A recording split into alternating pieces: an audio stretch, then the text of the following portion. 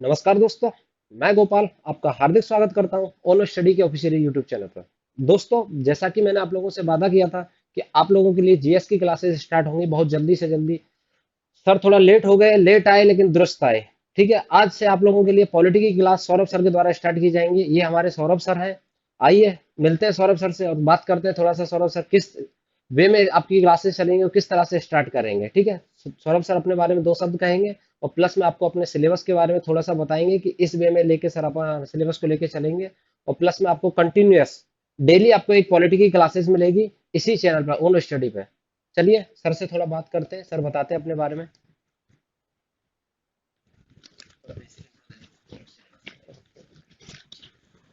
Thank you Gopal sir. जैसे आपने तो नाम सुन ही लिया है कि सौरभ नाम है मेरा, और मैं आपको पॉलिटी और कॉन्स्टिट्यूशन सब्जेक्ट पढ़ाऊंगा।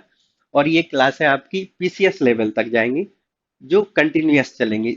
जो पीसीएस का सिलेबस होता है उसको आप उसी आयोग से डाउनलोड कर लीजिए। जो उसमें सिलेबस में दिया गया होगा उसके टू दी पॉइंट आपको क्लासें की जाएंगी। जब क्लासेस समाप्त होंगी आपकी, तो आपको वो सारी चीजें एक नोट्स में या इन लेक्चरों में आपको देखने को मिल जाएंगे। कोई भी चीज छूटेगी नहीं कि ये टॉपिक छूट गया है या ये टॉपिक रह गया। अगर उसमें लिखा है कि विचार करें तो उस विचार की भी परिभाषा दी जाएगी, या उसमें लिखा है कमेंट करें तो उस कमेंट को भी लिखा जाएगा कि इसमें क्या लिखा है।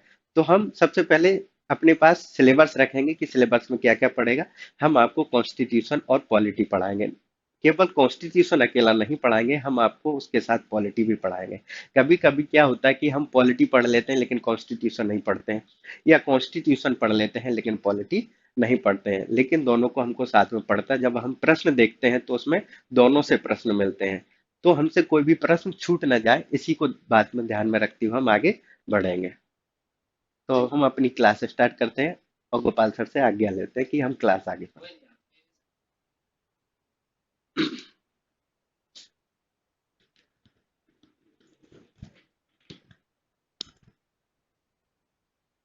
स्वागत है आपका ओनो स्टडी यूट्यूब चैनल पर। तो आज हम पॉलिटी देखेंगे कि पॉलिटी और कॉन्स्टिट्यूशन।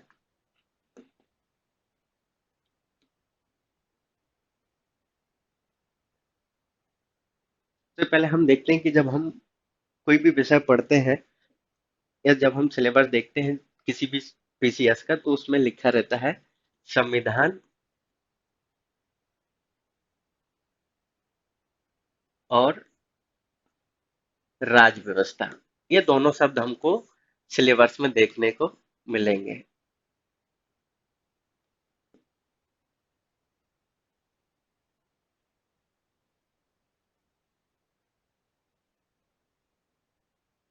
जब हम सिलेबस देखते हैं तो ये दोनों शब्द हमको देखने में मिल जाते हैं कि संविधान और राज व्यवस्था।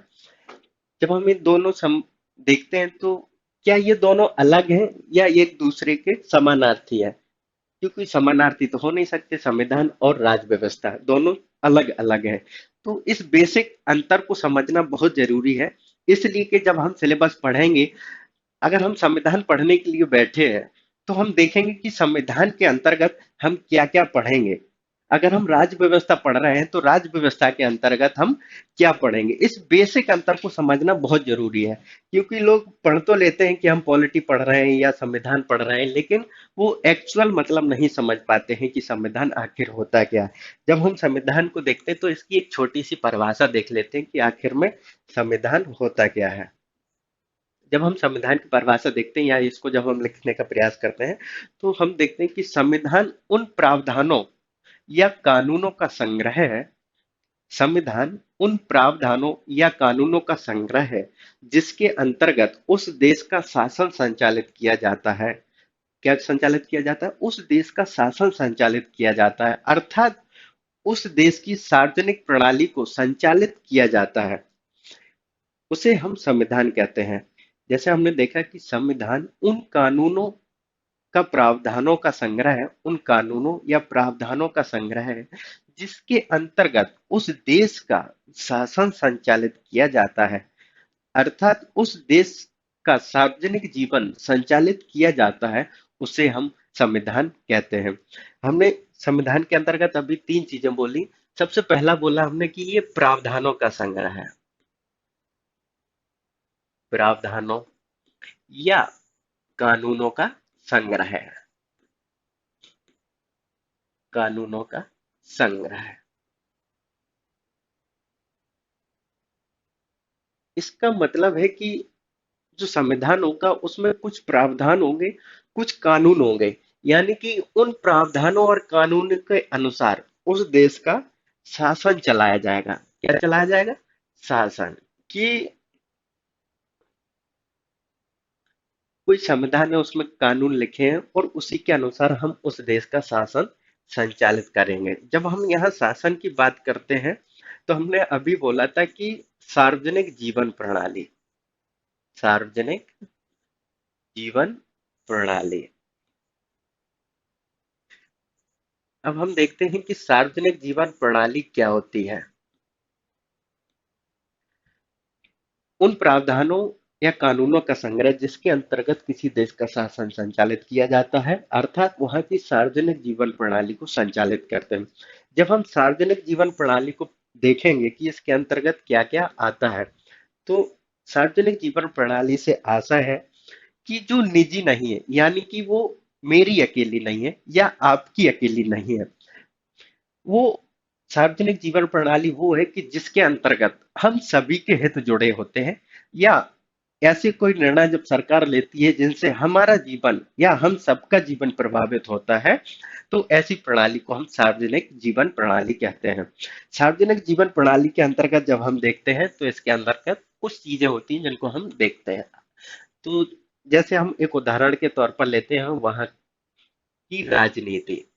हमने लिखा राजनीति। राजनीति एक सार्वजनिक विषय है कि वहां लोकतंत्र होगा कि राजतंत्र होगा, ये राजनीति का विषय है। ठीक है। और जैसे प्रधानमंत्री, प्रधानमंत्री की क्या योग्यताएं होंगी, प्रधानमंत्री कौन बनेगा, ये मैं अकेले निर्धारित नहीं करूंगा या कोई भी व्यक्ति अकेले निर्धारित नहीं करेगा। कि जैसे हमने बोल दिया कि प्रधानमंत्री को 10वीं पास होना चाहिए या प्रधानमंत्री को पीएचडी होना चाहिए फला सब्जेक्ट में, राजनीति विज्ञान में, तो ये मेरे अकेले का व्यू नहीं है, ये हम सब का व्यू है कि प्रधानमंत्री की योग्यताएं क्या होंगी। और इन योग्यताओं को हमने संविधान में लिख दिया कि ये योग्यताएं होती हैं। दूसरा आता है इसमें अर्थव्यवस्था। ये भी एक सार्वजनिक जीवन का विषय है कि देश की अर्थव्यवस्था कैसे चलेगी, क्या हमारी इकोनॉमी क्लोज्ड इकोनॉमी होगी, बंद अर्थव्यवस्था होगी, या हमारी खुली अर्थव्यवस्था होगी। ये भी एक सार्वजनिक जीवन का विषय है। अभी देश में जीएसटी लाया गया, जीएसटी लागू किया, इसके लिए संविधान में संशोधन हुआ, तो ये भी एक सार्वजनिक जीवन का हिस्सा हुआ। जैसे अभी देश में आई है एक नई शिक्षा नीति, तो शिक्षा, नई शिक्षा नीति आने से क्या होगा, हम सभी पर प्रभाव पड़ेगा, हम सभी की शिक्षा पर प्रभाव पड़ेगा कि क्या पैटर्न होगा या उसका क्या सिलेबस होगा, तो ये भी एक सार्वजनिक जीवन का हिस्सा है। तो इस प्रकार संविधान को हम कह सकते हैं कि संविधान एक ऐसी किताब या दस्तावेज है या कानूनों का संग्रह है जिसके अंतर्गत उस देश का सार्वजनिक जीवन संचालित किया जाता है या सार्वजनिक जीवन संचालित किया जाता है, तो उसे हम संविधान कहते हैं। अब हमने संविधान देख लिया कि संविधान क्या है या किसे कहते हैं, इसकी एक परिभाषा को देख लिया।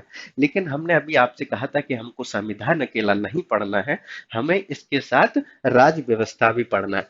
जब हम राज्य व्यवस्था देखते हैं तो सबसे पहले हम इसकी एक परिभाषा देख लेते हैं कि राज्य व्यवस्था होती क्या है, क्योंकि राज्य व्यवस्था भी संविधान के साथ साथ पढ़ी जाती है। और इसके लिए हम जब राज्य व्यवस्था की परिभाषा देखेंगे तो हम देखते हैं कि राज्य व्यवस्था को जब हम परिभाषित करेंगे या परिभाषा के रूप में लिखने का प्रयास करते हैं, तो उसको दो लाइनों में कैसे लिखें, तो हम कह सकते हैं कि राज्य व्यवस्था संविधान का व्यवहारिक प्रयोग है, या संविधान का व्यवहार में प्रयोग करना ही राज्य व्यवस्था कहलाता है। साथ ही साथ संविधान को व्यवहार में लागू करने के क्रम में जो विषय या मुद्दे हमारे सामने उभर कर आते हैं, तो उन सभी को हम राज्य व्यवस्था के अंतर्गत रखते हैं। संविधान का व्यवहारिक रूप ही राज्य व्यवस्था है। जब हम संविधान को अपने सार्वजनिक जीवन या अपने देश के लोगों के ऊपर लागू करते हैं तो उसे ही हम राज्य व्यवस्था कहते हैं, क्योंकि संविधान में उस देश के जो नियम और कानून है उनका वर्णन किया गया है या उनको लिखा गया है। तो उन्हीं नियमों को जब हम अपनी सार्वजनिक जीवन प्रणाली या अपने नागरिकों पर लागू करते हैं तो वो व्यवहार में लागू होते हैं।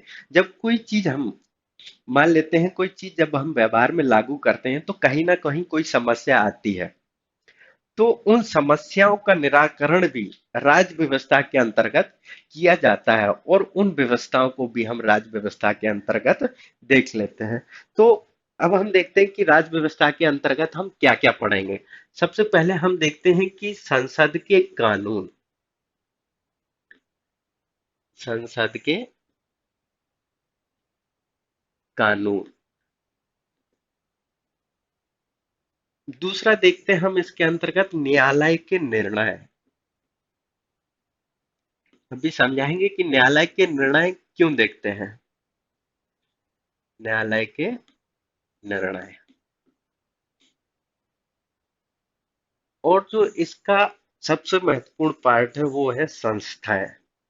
आपने कई प्रकार की संस्थाएं सुनी होंगी, तो संस्थाएं भी राज्य व्यवस्था का भाग है। संसद के कानून, जैसे हमने अभी कहा कि जब हम संविधान को व्यवहार में लागू करते हैं तो कई विषय या मुद्दे उभर कर सामने आते हैं, तो उन विषय या मुद्दों को सुलझाने के लिए संसद बैठी है। संविधान का जब हम व्याख्या करते हैं, किसी चीज की व्याख्या करते हैं, तो सबसे पहले अधिकार बनता है कि संसद उसके ऊपर कोई कानून बनाए। तो इसको अब हम अभी एक उदाहरण के माध्यम से समझेंगे। न्यायालय के निर्णय, मान लो कि सरकार ने कोई प्रावधान लागू किया या उससे किसी वर्ग या समुदाय को कोई समस्या आती है, तो व्यक्ति न्यायालय के पास जाता है और न्यायालय एक निर्णय देता है। तो उस निर्णय को भी हम राज्य व्यवस्था के अंतर्गत रखते हैं। और कई संस्थाएं होती हैं जो उस व्यवस्था को संचालित करने के लिए सहायक होती हैं। इसलिए हम राज्य व्यवस्था के अंतर्गत कई प्रकार की संस्थाओं का अध्ययन करते हैं, जिसमें संवैधानिक भी होती हैं, गैर संवैधानिक भी होती हैं। तो इनको हम डिटेल्स में देखेंगे। तो अब हम सबसे पहले देखते हैं कि संसद के कानून कैसे राज्य व्यवस्था के अंतर्गत पढ़ते हैं। जब हम संसद के कानून देखते हैं, इसको हम एक उदाहरण के माध्यम से समझते हैं। मान लीजिए ये है आर्टिकल 17, संविधान में लिखा है आर्टिकल 17। आर्टिकल 17 कहता है कि अस्पृश्यता, अस्पृश्यता एक दंडनीय अपराध है। अस्पृश्यता एक दंडनीय अपराध है। ये तो बहुत अच्छी बात है, हमने लिख दिया कि अस्पृश्यता एक दंडनीय अपराध है, यानी कि अस्पृश्यता नहीं होनी चाहिए। तो जब हम इसको व्यवहार में लागू करते हैं, यानी कि अस्पृश्यता, इस आर्टिकल को अगर हमने व्यवहार में लागू किया तो समस्या आती है। अब क्या समस्या आती है कि उसमें लिखा है कि अस्पृश्यता एक दंडनीय अपराध है। ये तो आर्टिकल में लिख दिया, संविधान में लिख दिया कि अस्पृश्यता एक दंडनीय अपराध है। तो सबसे बड़ी समस्या क्या आती है हमारे सामने कि अस्पृश्यता क्या होती है। प्रश्न ये खड़ा होता है कि अस्पृश्यता क्या होगी, इसका निर्धारण कैसे किया जाएगा, इसका मानक क्या होगा अस्पृश्यता का, कि किसको अस्पृश्यता माना जाएगा और किस चीज को अस्पृश्यता नहीं माना जाएगा। फिर लिखा है उसमें कि मान लो ठीक है, ये समझ में आ गई कि अस्पृश्यता एक दंडनीय अपराध है। फिर लिखा है अगर कोई व्यक्ति अस्पृश्यता करते हुए पाया जाता है तो उसे दंड, यानी कि अस्पृश्यता एक दंडनीय, अगर किसी व्यक्ति ने अस्पृश्यता की तो उसे दंड मिलेगा। अब उसमें लिखा है कि दंडनीय अपराध है। मान लो किसी ने अस्पृश्यता की, तो संविधान में तो इतना लिखा है कि दंडनीय। अब दंडनीय अपराध है तो दंड के अंतर्गत हम जब देखते हैं तो उसके अंतर्गत आता है एक जुर्माना।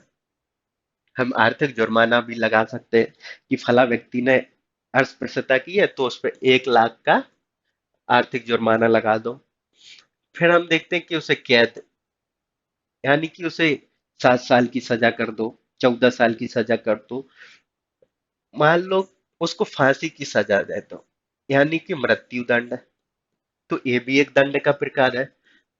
तो आर्टिकल 17 को जब हम व्यवहार में लागू करेंगे तो कई प्रकार की समस्या आई कि जुर्माना क्या होगा, दंड क्या मिलेगा, अस्पृश्यता किसे कहेंगे। जब हम इसी को व्यवहार में लागू करते हैं तो अब हमको यही जरूरत पड़ती है किसकी, राज व्यवस्था की। यहाँ किसकी जरूरत पड़ती है हमको, राज व्यवस्था की। और राज व्यवस्था के अंतर्गत हमने पहले देखा था क्या, संसद के कानून। तो सबसे पहला अधिकार होता है संसद का कि इस चीज को समझाए कि अस्पृश्यता क्या होगी, अगर कोई अस्पृश्यता करता है तो दंड क्या होगा। इसके लिए हमने देखा कि संसद ने एक कानून बनाया, संसद ने एक कानून बनाया और उस कानून का नाम है अस्पृश्यता निवारण अधिनियम। अस्पृश्यता निवारण अधिनियम 1955।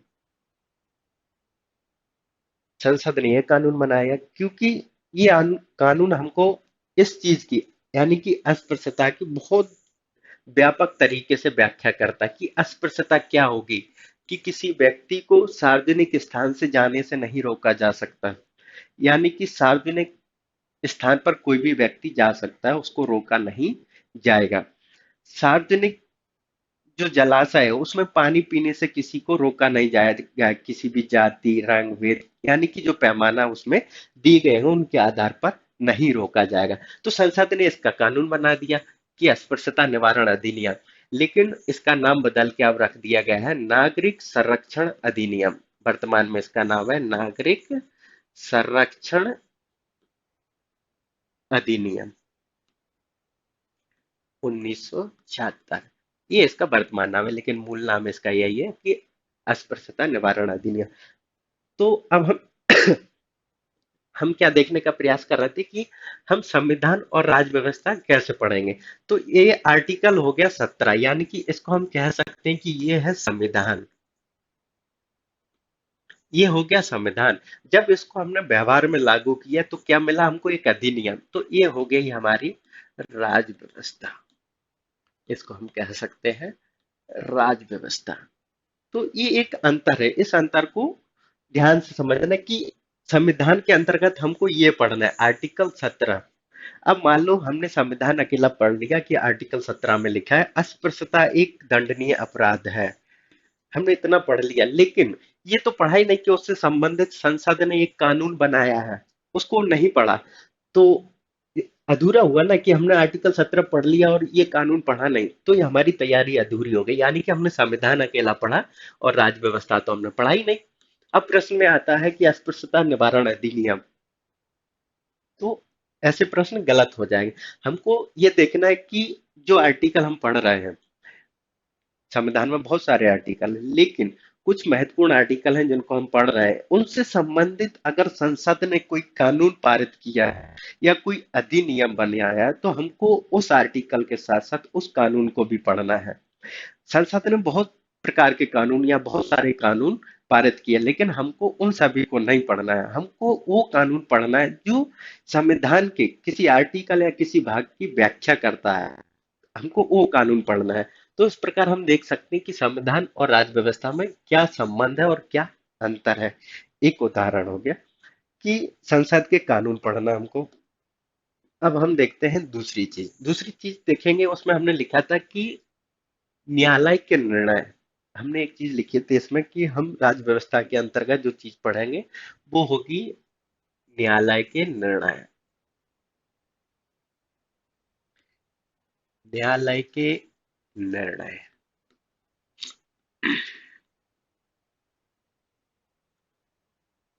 न्यायालय के निर्णय, न्यायालय के निर्णय के अंतर्गत जब हम देखते हैं तो क्या, इसको हम एक उदाहरण के माध्यम से देखेंगे तब अच्छे से समझ में आएगा कि न्यायालय के निर्णय कैसे पढ़ेंगे, क्योंकि न्यायालय बहुत तरीके के या बहुत प्रकार के निर्णय देखा देता है जिनको हम आए दिन पेपर में देखते रहते हैं। क्या ये निर्णय हमारे लिए सभी महत्वपूर्ण होते हैं या नहीं। तो इसके लिए हम सबसे पहले एक उदाहरण लेते हैं, जैसे हमने लिया आर्टिकल 19। आर्टिकल 19 में 6 प्रकार की स्वतंत्रताएं दी गई हैं। की फला फला स्वतंत्रताएं होती है। तो उनमें से आर्टिकल एक है article 19 clause A sub clause A.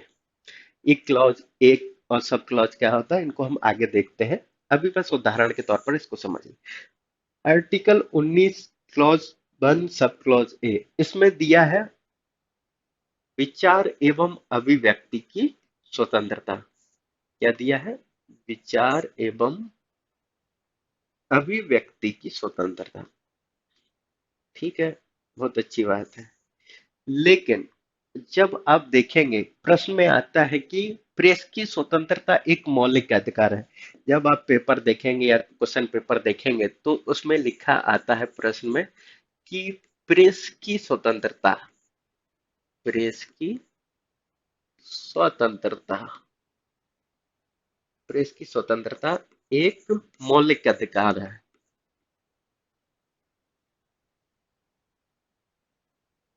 Press की स्वतंत्रता एक मौलिक अधिकार है। अब जब आप मूल संविधान देखेंगे या संविधान देखेंगे तो उसमें ये प्रेस की स्वतंत्रता नहीं मिलेगी आपको। लेकिन फंडामेंटल राइट्स है। कहाँ से आया ये आया न्यायालय के निर्णय से। न्यायालय के निर्णय से न्यायालय ने एक निर्णय दिया कि प्रेस की स्वतंत्रता भी एक मौलिक अधिकार है। किस आर्टिकल के तहत? इस आर्टिकल के तहत कि ये विचार एवं अभिव्यक्ति की स्वतंत्रता प्रदान करता है।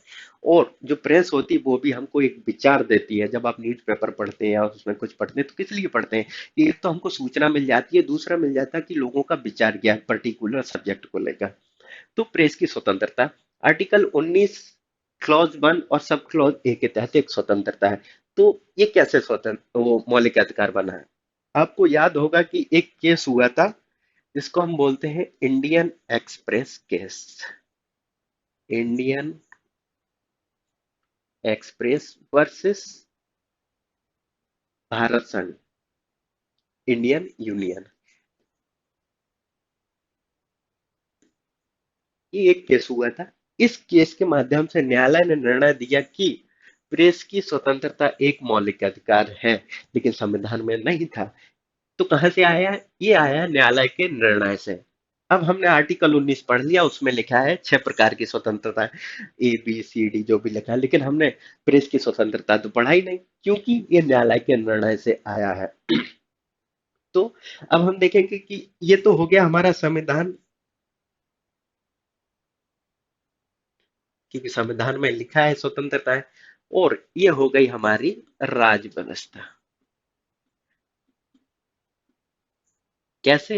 जैसे हमने अभी परिभाषा बताई थी कि संविधान को लागू करने के क्रम में जो विषय उभर कर आते हैं या जो मुद्दे उभर कर आते हैं तो उन सभी को हम राज्य व्यवस्था के अंतर्गत रखते हैं। तो इसी प्रकार एक प्रेस की स्वतंत्रता एक विषय उभर कर आया और उसको हमने क्या रखा? मौलिक अधिकार, और उसको हम राज्य व्यवस्था में डालें। अगर आपने आर्टिकल 19 पढ़ लिया और ये नहीं पढ़ा तो ये एक अधूरा हो गया। अब एक और देख लेते हैं उदाहरण के माध्यम से, क्योंकि इस अंतर को समझना बहुत जरूरी है कि हमको संविधान के तहत क्या पढ़ना है और राज्य व्यवस्था के अंतर्गत क्या पढ़ना है। अभी आपने देखा होगा कि इंटरनेट का अधिकार, इंटरनेट, इंटरनेट एक मौलिक अधिकार है।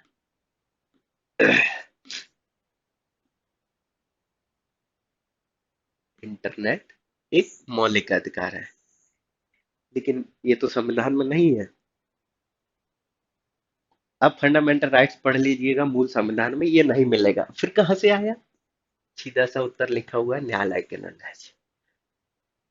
इंटरनेट का मौलिक अधिकार, ये मौलिक अधिकार कैसे बना?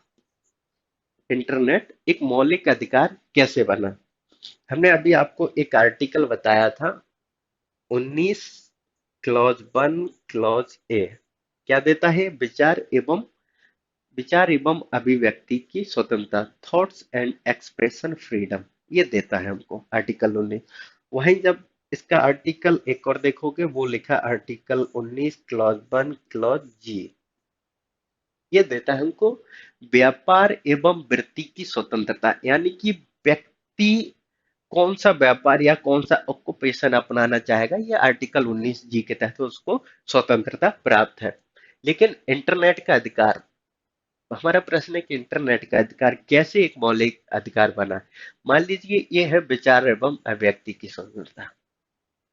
वर्तमान समय में जब आप देख रहे हैं कि कोरोना जैसी महामारी चल रही है, व्यक्तियों का एक स्थान से दूसरे स्थान तक जाना संभव नहीं हो पा रहा है, क्योंकि संपूर्ण लॉकडाउन या लॉकडाउन की स्थिति बनी हुई है जिसमें व्यक्ति की भौतिक पहुंच संभव नहीं हो पाती है। लेकिन ऐसी स्थिति में व्यक्ति अपने विचारों को कैसे पहुंचाए लोगों तक, कि मास्क लगाना अनिवार्य है, मास्क लगाना कोरोना के लिए या कोरोना से बचाव के लिए अनिवार्य है। तो इस विचार को अगर हमको समाज तक पहुंचाना है तो कैसे पहुंचाए? ये हमारी विचार एवं व्यक्ति, हमारा विचार है कि हम इसको लोगों तक पहुंचाए, ये हमारा अधिकार। तो इस विचार को इस कोरोना के काल में हम कैसे पहुंचाएं? तो इसके लिए हमको किसकी आवश्यकता पड़ेगी? इंटरनेट की, क्योंकि व्यक्ति की भौतिक या फिजिकल पहुंच वहां तक संभव नहीं है, लॉकडाउन लगा हुआ है। ठीक है भाई, इंटरनेट की आवश्यकता पड़ी। फिर वहीं दूसरा आता है व्यापार एवं व्यक्ति की स्वतंत्रता। आर्टिकल 19(1) क्लॉज जी के तहत, 19(1) क्लॉज 1 और सब क्लॉज जी के तहत ये देता है व्यापार एवं व्यक्ति की स्वतंत्रता। अब वही फिर बात आती कि लॉकडाउन लगा हुआ है, या हम कहीं ऐसे इलाके में रहते हैं जहां सामान नहीं पहुंचता है, यातायात बंद पड़ा हुआ है, लेकिन हमको अपना सामान बेचना है या हमको व्यापार करना है। तो इसके लिए हमें क्या पड़ेगा? इंटरनेट की आवश्यकता। जैसे अगर तुम कोई मोबाइल खोलते और उसमें फटाक से तुमने अमेजोन ओपन किया या फ्लिपकार्ट ओपन किया, तो उसके लिए तुम्हें इंटरनेट की आवश्यकता पड़ेगी। तो इन्हीं दो आर्टिकलों के चलते न्यायालय ने इंटरनेट एक मौलिक अधिकार घोषित किया, और ये केस हुआ था गुलाम नबी आजाद, जो कश्मीर वाले मुद्दे पे हुआ था। गुलाम नबी आजाद के केस में उन्होंने, न्यायालय ने इसको इंटरनेट का एक मौलिक अधिकार घोषित किया है। इससे पहले 2017 में एक स्टेट इसको कर चुका था, केरला। तो ये एक मौलिक अधिकार हो गया। तो हम देख सकते हैं कि ये कैसे मौलिक अधिकार बना है। तो ये तो मिला नहीं हमको क्योंकि ये संविधान में नहीं था, क्योंकि ये वर्तमान का मुद्दा है।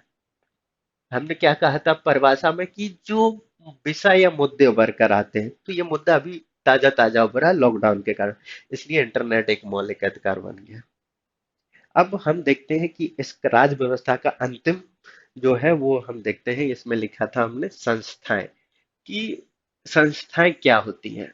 इसके अंतर्गत हमको संस्थाएं भी देखना है। संस्थाएं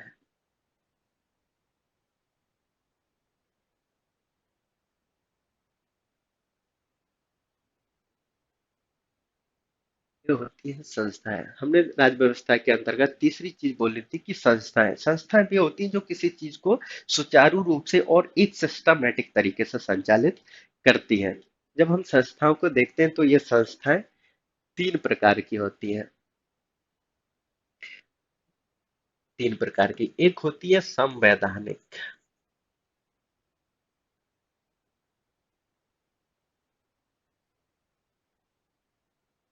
दूसरी देखते हैं असंवैधानिक,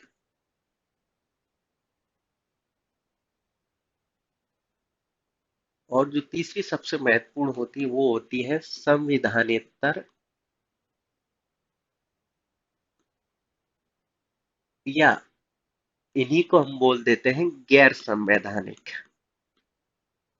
संविधानेतर या गैर संवैधानिक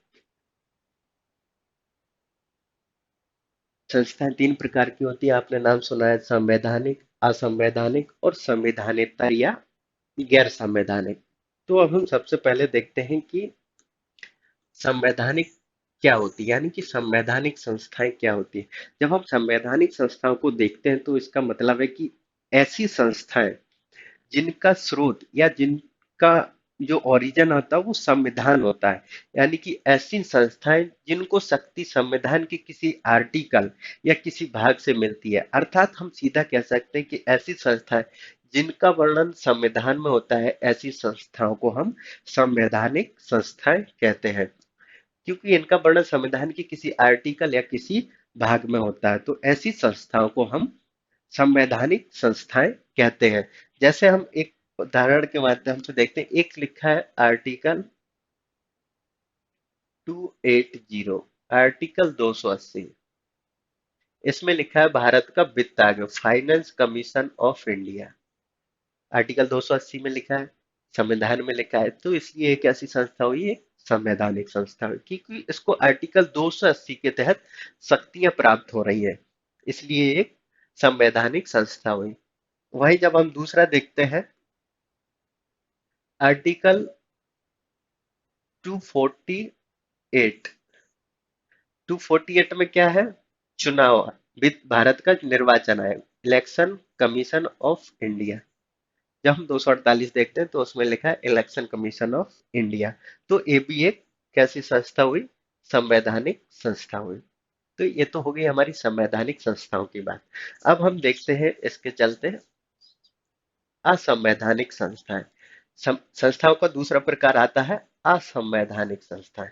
जब हम असंवैधानिक संस्थाएं बोल रहे हैं तो इसका मतलब है कि ऐसी संस्थाएं जो संविधान विरोधी है, या संविधान के आदर्शों, निर्देशों या संविधान का उल्लंघन करती है, लेकिन फिर भी देश में एग्जिस्ट करती है, ऐसी संस्थाओं को हम असंवैधानिक संस्थाएं कहते हैं। ऐसी संस्थाएं जो संविधान विरोधी है, संविधान के आदर्शों का पालन नहीं करती है, ऐसी संस्थाओं को हम असंवैधानिक कहते हैं। जिनका वर्णन संविधान में नहीं होता है, लेकिन फिर भी हमारे देश में एग्जिस्ट करती है। जैसे उदाहरण के तौर पर आप देखेंगे, जैसे कि आतंकवादी संगठन होते हैं,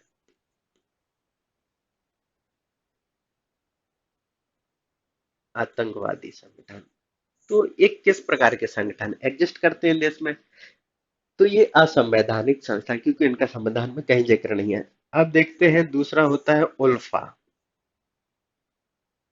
United united liberation front of Assam, ULFA. तो ये भी एक प्रकार की असंवैधानिक संस्था है, क्योंकि इसका संविधान में कहीं वो वर्णन नहीं है, और ये संविधान विरोधी है, संविधान को तोड़ने की बात करती है।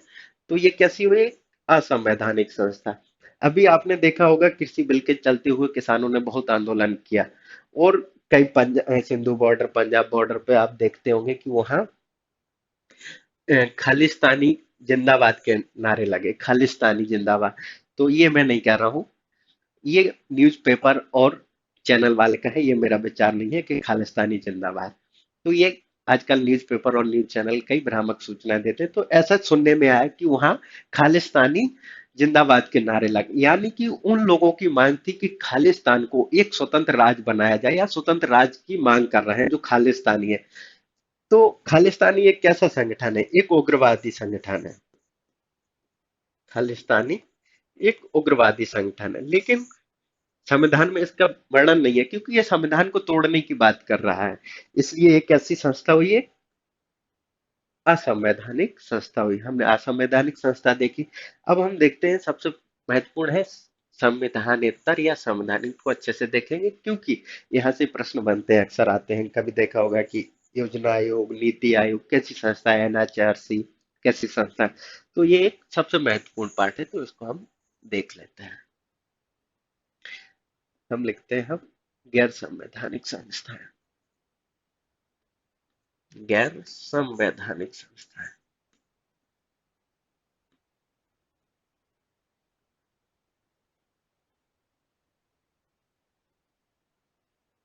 जब हम गैर संवैधानिक संस्थान देखते हैं तो ये दो प्रकार की होती है। पहली होती है हमारी कार्यकारी, और दूसरी होती है सांविधिक। इसी सांविधिक को हम बोल देते हैं कानूनी, या इसी को हम बोल देते हैं विधिक, एक ही बात है। गैर संवैधानिक यानी कि वे संस्थाएं जो संविधान में वर्णन नहीं है, लेकिन संविधान के आदर्शों का पालन करती है, देश के विकास में सहायक होती है, देश विरोधी नहीं है, देश के विकास में सहायक होती है, संविधान के आदर्शों का पालन करती है। तो ऐसी संस्थाओं को हम गैर संवैधानिक या संवैधानेतर संस्थाएं कहते हैं। जैसे नीति आयोग, नीति नीति आयोग कैसी संस्था है, गैर संवैधानिक संस्था है। ये देश के विकास में बाधक नहीं बनती, बल्कि देश को एक विकास के पथ पर ले जाती, क्योंकि ये एक थिंक टैंक की तरह काम करती है, नई नई पॉलिसी बनाती है। तो ये एक देश के लिए अच्छी संस्था है और संविधान के आदर्शों का पालन करती है, लेकिन इसका संविधान के किसी आर्टिकल या किसी भाग में वर्णन नहीं है। तो ये कैसी हुई? एक गैर संवैधानिक संस्था हुई। अब हम ये बाद में देखेंगे कि ये गैर संवैधानिक में कैसी संस्था है, क्या सांविधिक है या कार्यकारी है। अभी तो बस हम एक परिभाषा के तौर पर देख लेते हैं कि गैर संवैधानिक संस्थाएं क्या होती है। ऐसी संस्थाएं जिनका वर्णन संविधान में नहीं होता है, लेकिन संविधान के उद्देश्यों की पूर्ति के लिए ऐसी संस्थाओं का निर्माण किया जाता है, तो उन संस्थाओं को हम गैर संवैधानिक संस्थाएं कहते हैं। ये दो प्रकार की होती है, कार्यकारी और सांविधिक। इसका सीधा मतलब है कि जो संस्था, यानी कि इनका जो निर्माण होता है वो अलग अलग तरीके से होता है, और इसी के चलते इनको दो प्रकार की कहा गया, सांविधिक और कार्यकारी। देखते हैं कि कार्यकारी संस्थाएं कैसी होती है। कि ऐसी संस्थाएं जिनका निर्माण संसद के किसी कानून के द्वारा किया जाता है, यानी कि ऐसी संस्था जिनका निर्माण संसद किसी कानून बनाकर करती है, तो ऐसी संस्थाओं को हम सांविधिक या विधिक संस्थाएं कहते हैं। सांविधिक या विधिक संस्थाएं कहते हैं। जैसे एग्जाम्पल के तौर पर देखते हैं हम, NHRC, national human right commission, राष्ट्रीय मानव अधिकार आयोग कैसी संस्था है? एक संवैधानिक। जब संविधान देखोगे तो उसका किसी आर्टिकल में कोई जिक्र नहीं है, लेकिन संविधान में है, एग्जिस्ट करती है। संसद ने एक कानून बनाया जिसको हम कहते हैं राष्ट्रीय मानव अधिकार आयोग अधिनियम। संसद ने ये पारित किया और इसी को संचालित करने के लिए उसने एक संस्था बना दी जिसे हम कहते हैं राष्ट्रीय मानव अधिकार आयोग। तो अब हम देखते हैं तो ये कैसी संस्था हुई? गैर संवैधानिक। और जब हम गैर संवैधानिक में देखते हैं तो एक ऐसी संस्था हुई, ये हुई तुम्हारी सांविधिक संस्था। ठीक है। एक ये हो गई। अब बचती है हमारी कार्यकारी, एग्जीक्यूटिव, इसको इंग्लिश में बोलते हैं एग्जीक्यूटिव, इसको बोलते हैं स्टैट्यूटरी। जब हम एग्जीक्यूटिव देखते हैं तो इसका मतलब होता है कि जो ऐसी संस्था जो संसद के किसी कानून के तहत नहीं बनाई गई है, संसद के किसी लॉ के तहत इसको एस्टेब्लिश नहीं किया गया, लेकिन इसको किसके तहत, इसको राष्ट्रपति के आदेश से बनाया गया है। राष्ट्रपति के आदेश से। किसके तहत बनाया गया? राष्ट्रपति के आदेश के तहत इसको बनाया गया है। यानी कि राष्ट्रपति ने कैसे काम किया? मंत्रिपरिषद की सलाह से।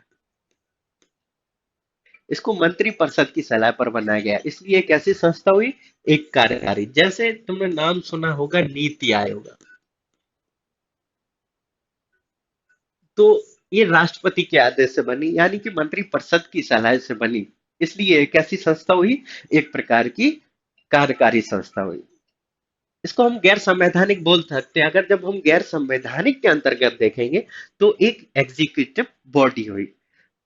तो हमने अभी अभी क्या डिस्कस किया कि संविधान और राज्य व्यवस्था, इन चीजों को देखा हमने, राज्य व्यवस्था को देखा, संविधान को देखा। तो इस जो हमने जो अंतर बताया है, जो संबंध बताया, उसको बताने का मेरा एक ही तात्पर्य था कि जब हम संविधान पढ़ेंगे या राज्य व्यवस्था पढ़ेंगे तो इस बात को याद रखना होगा या ध्यान में रखना होगा कि संविधान पढ़ेंगे उसके साथ साथ राज्य व्यवस्था भी पढ़ेंगे। ये नहीं कि हम संविधान पढ़ रहे हैं लेकिन राज्य व्यवस्था को छोड़ दे रहे हैं, राज्य व्यवस्था पढ़ रहे हैं या संविधान को पढ़ रहे हैं। अब हम इस चीज को देख लेते हैं कि क्या क्या पढ़े हैं, तो इसको हम थोड़ा सा समराइज कर लेंगे। हमने संविधान देखा, संविधान की एक परिभाषा देखी कि कानूनों का या प्रावधानों का संग्रह है, सार्वजनिक जीवन प्रणाली को संचालित करते हैं, इसके अंतर्गत क्या होता है, राज्य व्यवस्था देखी। अब आता है कि संविधान में कुछ बेसिक टर्म होते हैं। इन बेसिक टर्म के अंतर्गत हम देखते हैं कि संविधान देख लिया हमने, अनुसूचियां क्या होती हैं, भाग क्या होते हैं, क्योंकि जब हम संविधान को शुरू करने जा रहे हैं तो ये बेसिक नॉलेज होना बहुत जरूरी है। कोई पूछ ले कि संविधान क्या होता है तो हमने उसकी परिभाषा देख ली। कोई पूछ ले कि अध्याय क्या होता है संविधान में, ये कोई बता देगा कि इतने अध्याय हैं, इतने भाग हैं, 22 भाग हैं, 25 भाग हैं। तो ये हर कोई बता देगा, लेकिन अगर कोई जब आपसे पूछे कि भाग किसे कहते हैं, संविधान किसे कहते हैं, आर्टिकल किसे कहते हैं, खंड किसे कहते हैं, क्लॉज किसे कहते हैं, या सब क्लॉज किसे कहते हैं, या सबसे बड़ी बात की शेड्यूल किसे कहते हैं, सूची अनुसूची किसे कहते हैं, जो हरदम सुनने में आता कि सूची किसे कहते हैं। ठीक है, इतनी सूचियां हमारे संविधान में, 12 सूचियां, 14 सूचियां, जो भी है, ये डेटा आपको प्रोवाइड जब हम पढ़ करेंगे अच्छे से तो आपको ये डेटा प्रोवाइड किया जाएगा। तभी मात्र हम इसको एक उदाहरण स्वरूप समझ लेते हैं कि चीजें क्या होती है। तो सबसे पहले आप लिखेंगे यहाँ संविधान, ये एक चार्ट बना लीजिए आप लोग। संविधान के नीचे देखेंगे हम, इसके नीचे लिखेंगे भाग, इसके नीचे लिखेंगे अध्याय,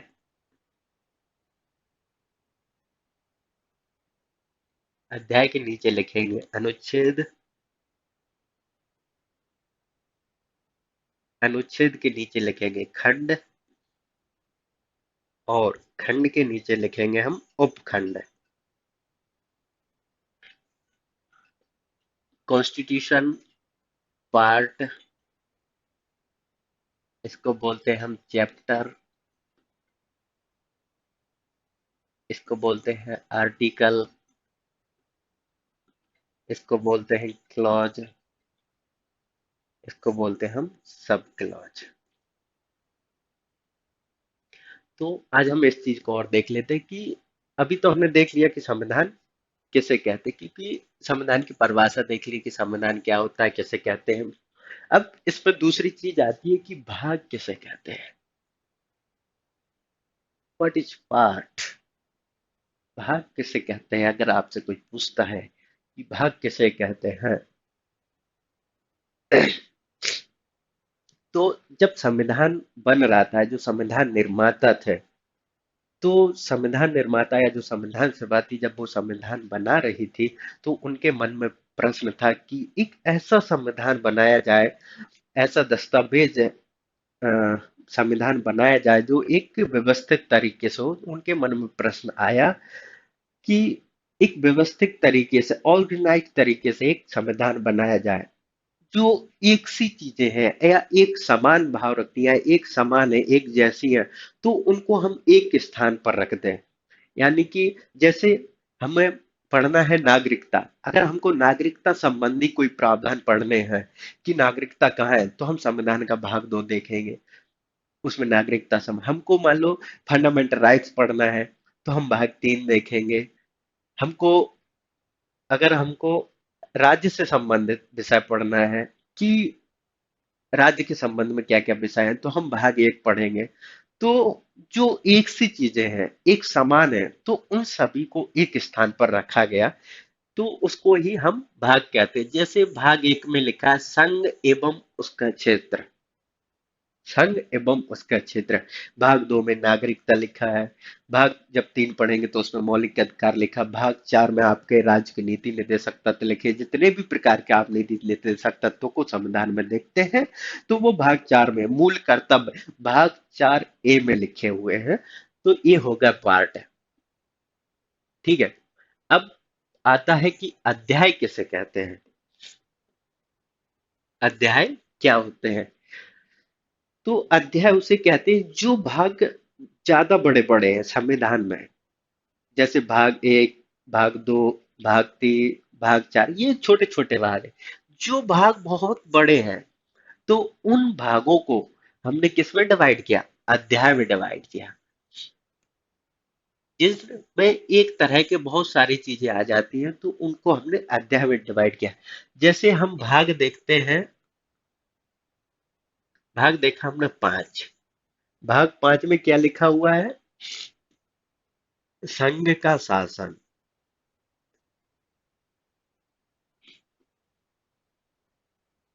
भाग 5 में क्या लिखा हुआ है, संघ का शासन।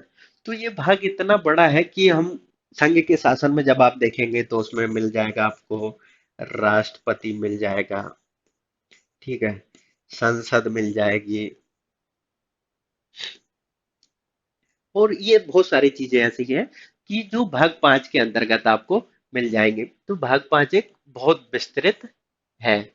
तो इस भाग को हमने सुविधा अनुसार एक संविधान सभा ने क्या किया, इसको अध्यायों में बांट दिया।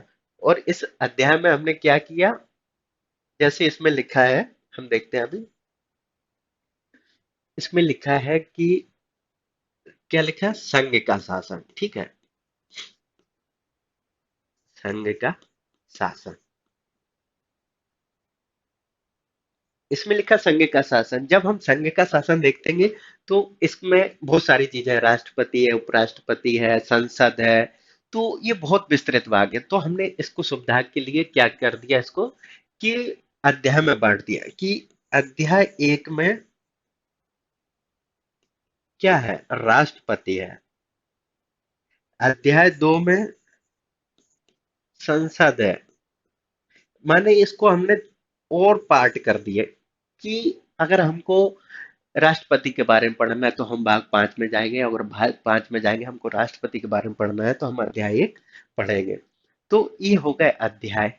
संविधान बनाया हमने, संविधान को हमने भाग में डिवाइड किया, भाग को हमने जो बड़े भाग थे तो उसको हमने अध्याय में डिवाइड किया। अब आता है आर्टिकल, कि आर्टिकल या अनुच्छेद किसे कहते हैं, आर्टिकल या अनुच्छेद किसे कहते हैं। तो इस चीज को देखेंगे।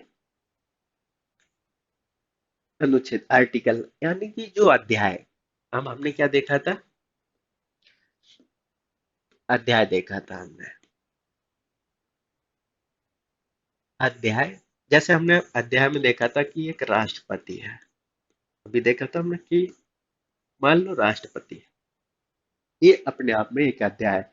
लेकिन जब हम अनुच्छेद देखेंगे तो जब हम राष्ट्रपति को पढ़ेंगे तो उसकी क्या योग्यताएं हैं, योग्यताएं होंगी उसकी, उसकी शक्तियां होंगी, उसको हटाने की प्रक्रिया होगी, निर्वाचन होगा उसका। तो ये बहुत सारी चीजें हैं, शपथ होगी, उसकी वेतन होगी। तो राष्ट्रपति एक अध्याय हो गया। तो इसमें बहुत सारी चीजें हो जाएंगी छोटी छोटी। तो इन सभी को ऑर्गेनाइज तरीके से करने के लिए हमने इन सभी को आर्टिकल में लिख दिया कि आर्टिकल इतने में राष्ट्रपति की योग्यताएं होंगी, आर्टिकल इतने में राष्ट्रपति की शक्तियां होंगी, आर्टिकल इतने में राष्ट्रपति का निर्वाचन होगा। तो इन सभी को हमने सिस्टमेटिक तरीके से करने के लिए हमने इसको अनुच्छेद में बांटा। ठीक है, संविधान हो गया, भाग हो गया, अध्याय हो गया, अनुच्छेद। अब आता है कि खंड किसे कहते हैं। इसको बोलते हैं हम इंग्लिश में क्लॉज। क्या बोलते हैं इसको, क्लॉज। इंग्लिश में बोलते हैं इसको क्लॉज। खंड किसे कहते हैं। अब मान लो कि कोई आर्टिकल है, वो आर्टिकल इतना बड़ा है कि उसको लिखते लिखते पेज भर जाएगा, इतना बड़ा। ठीक है, कैसे याद होगा, कैसे लोग उसको समझेंगे, क्योंकि उस आर्टिकल में उससे मिलती जुलती समान चीजें होती हैं। तो उनको विभाजित करने के लिए, उनकी सुविधा के लिए हमने खंड का उपयोग किया, क्लॉज। जैसे अब आप देखेंगे एक आर्टिकल होता है 19। ठीक है, तो जब आप 19 देखते हैं तो ये एक बहुत बड़ा आर्टिकल है जिसमें 6 प्रकार की स्वतंत्रताएं दी हैं। तो आप देखते होंगे कि आर्टिकल 19 एक लिखा है, आर्टिकल 19 दो लिखा है, ऐसे करके 3 4। तो इसका मतलब है कि ये तो एक स्वतंत्र आर्टिकल है। लेकिन जो एक ब्रैकेट में, दो ब्रैकेट में, तीन ब्रैकेट में, चार लिखे हैं, तो ये कैसे है, इसके पार्ट है, 19 के, आर्टिकल 19 के पार्ट है। तो जो ब्रैकेट में है तो इसी ब्रैकेट को बोलते हैं हम क्लॉज। ये स्वतंत्र आर्टिकल नहीं है, इसको 19 एक नहीं बोलेंगे। इसको जब हम इसका प्रोनाउंसिएशन करेंगे तो इसको बोलते हैं कि आर्टिकल 19 क्लॉज एक। कभी कभी हम बोल देते हैं कि आर्टिकल 19 एक, 19 एक नहीं होता है, आर्टिकल क्लॉज 1 बोलेंगे। ठीक है, तो ये हो गया है। अब आता है लास्ट चीज और देख लेते हैं, ये है हमारा उपखंड, इसको इंग्लिश में बोलते हैं सब क्लॉज। अब हमने देखा था जैसे अभी आर्टिकल 19 एक, 19 ए, लोग इसको क्या बोलते हैं, 91 ए। लेकिन जब हम इसको देखेंगे 91 ए नहीं बोलेंगे, क्योंकि 91 ए तो ए हो गया।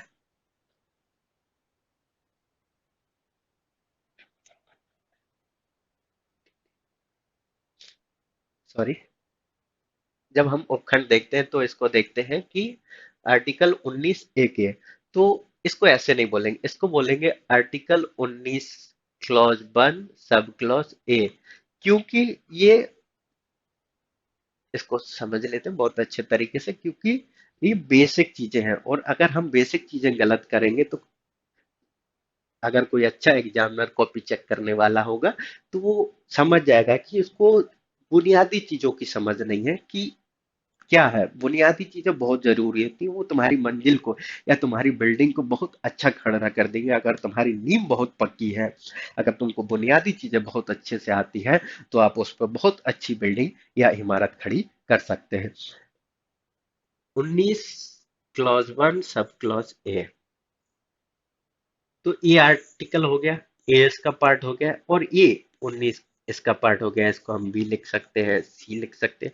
तो ये इसके के अंतर्गत नहीं, ये इसके अंतर्गत हो गया, लेकिन ये इसके अंतर्गत होगा, तो ये उपखंड होगा। अगर हम इसको एक वेन डायग्राम या डायग्राम के माध्यम से समझेंगे तो हम कैसे समझेंगे, तो इसके लिए हम देखते हैं कि मान लेते हैं कि ये एक बड़ा सा गोला है, ठीक है, फिर एक ये गोला है, फिर एक ये गोला है, एक ये गोला है, और एक ये गोला है। तो ये क्या हो गया हमारा, इसको हम लिखते हैं, ये हो गया हमारा संविधान। क्या हो गया, संविधान। ये क्या होगा हमारा, भाग। ठीक, ये क्या होगा हमारा, अध्याय। ठीक है, ये क्या होगा हमारा, अनुच्छेद। ठीक है, ये क्या होगा हमारा, खंड। और एक ये गोला रह गया, तो ये क्या होगा हमारा, उपखंड है। तो संविधान, संविधान के अंतर्गत क्या आता है, भाग आते हैं। जब हम भाग देखते हैं, भाग के अंतर्गत क्या आते हैं, अध्याय आते हैं। अध्याय के अंतर्गत हम अनुच्छेद को देखते हैं, और अनुच्छेद के अंतर्गत हम खंड देखते हैं, और खंड के अंतर्गत हम उपखंड देखते हैं। तो आज हमने बहुत सारी चीजें देखी। ये हमारी एक इंट्रोडक्टरी, या इसको हम बोलते हैं ओरिएंटेशन क्लास थी, या ओरिएंटेशन लेक्चर था। इसमें हमने बेसिक चीजों को समझा, जैसे संविधान किसे कहते हैं, जिस चीज को हम पढ़ने जा रहे हैं और जिस विषय को हम पढ़ने जा रहे हैं, तो उसका एक बुनियादी समझ होना बहुत जरूरी है। कि जब हम राज व्यवस्था पढ़ेंगे या संविधान पढ़ेंगे, तो उसके अंतर्गत हम क्या पढ़ेंगे। तो इस क्लास को हम थोड़ा सा 5 मिनट में पूरा समराइज कर देते हैं, जिससे आपको याद बना रहा है। बस क्लास खत्म कर रहे हैं हम। अब हम देखते हैं कि हमने चीजें क्या पढ़ी। तो हमने देखा, सबसे पहले संविधान देखा, दूसरा हमने राज्य व्यवस्था देखा, और तीसरा देखा हमने बेसिक चीजें, बेसिक इंफॉर्मेशन। संविधान देखा, राज्य व्यवस्था देखी, और बेसिक चीजें। अब इसके आगे जो टॉपिक होगा वो हम नेक्स्ट क्लास में स्टार्ट करेंगे। धन्यवाद आप सभी का, शुक्रिया, थैंक यू।